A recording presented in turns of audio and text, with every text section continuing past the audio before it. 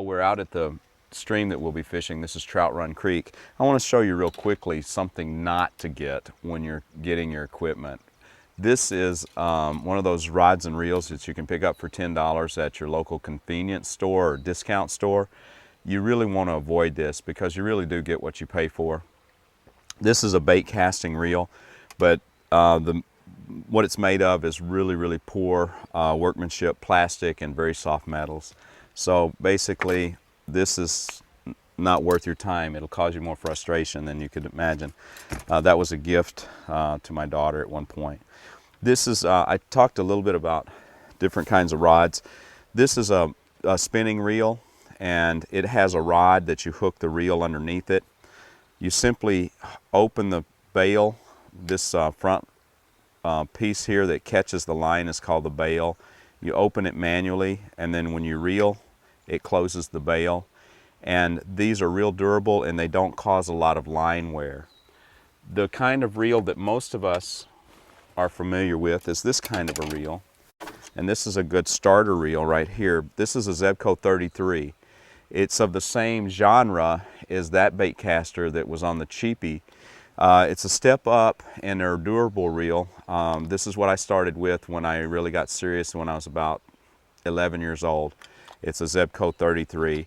It sits on top of your rod, and get yourself a good, make sure it's a good graphite composite rod. You can get a setup like this for about $25.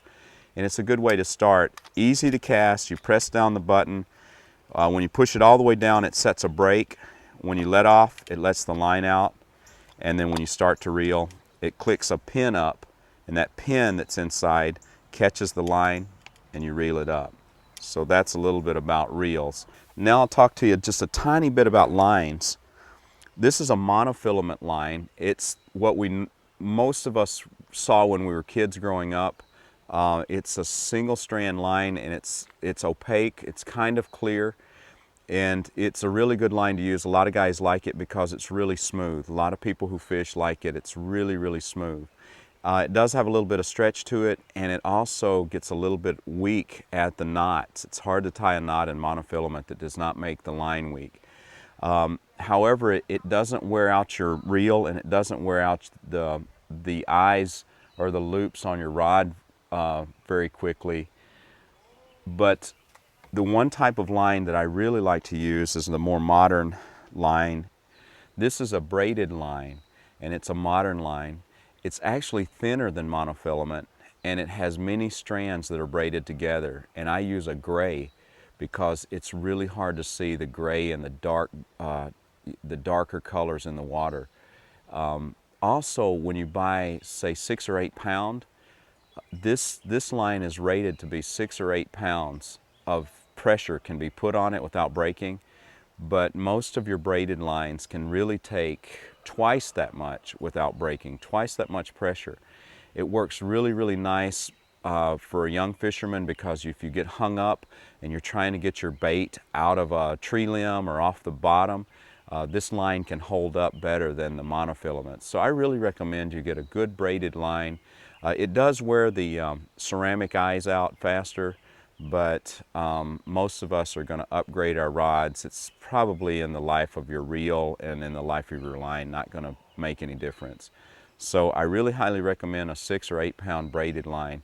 And this is what we're going to be using here, fishing spinners. And it also has a real good hooking value. It doesn't stretch, it hooks hard, and you can feel the line real well. So I like using this. Now I told you I'm going to be using a spinner bait, and I'm going to be using a Panther Martin. And as you can see in my box, I have a lot of this particular pattern. And this pattern of Panther Martin is a gold, and it mimics this mimics a brown trout swimming through the water. And that's what I think it mimics anyway. It's a really good pattern. Most of your local waters have a particular pattern that works well for them, and this is a pattern that works well for me. This particular pattern, I've got some in a box here, if I can read my letters here, is GY, oh, it's a number 6 PMF GY in the 1/4 ounce. And I use a 1/4 ounce or an 1/8 ounce when I'm fishing these streams. So talk to your local bait dealer. They'll know some of the patterns that work in your waters, and when you find out what works, use it. Always trust it. Find a bait that you really trust, and it'll work for you. We're going to go up to this corner that's got a deep trough on the other side from the bank. This is a beautiful stretch of water that I love to fish, and we've got about 20 minutes, probably 15 or 20 minutes that we have to fish. But this can be the most productive time of fishing for natural browns. So we're going to see if we can't come out with one here. I'm going to work this entire stretch right here, and if there was sun shining, I see them popping here, so they might be feeding on something that's hatching. But if there was sunshine here and it were sunny, I'd have to get on my knees and I would crawl up, because what you want to do is make your profile as small as you can, because if they see you, they won't bite. But I don't think I have to worry about it this late in the evening.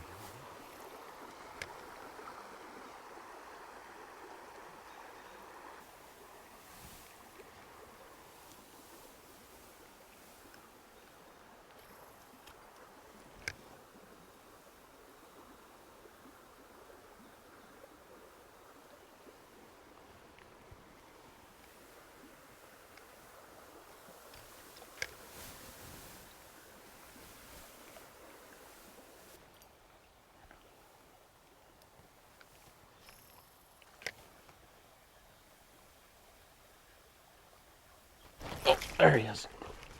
I got him on. There he is. Well, there he is, folks.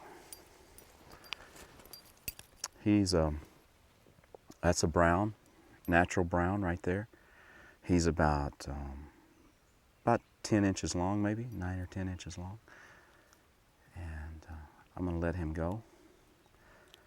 I'm in a stream that allows you to only keep fish that are up to 12 inches long, and then there's a slot that you can't keep them.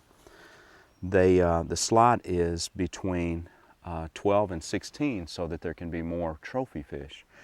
But there again, that's a natural brown trout, and they're fun to catch. They fight like crazy, and just not that hard to catch if you get the right pattern for spinner.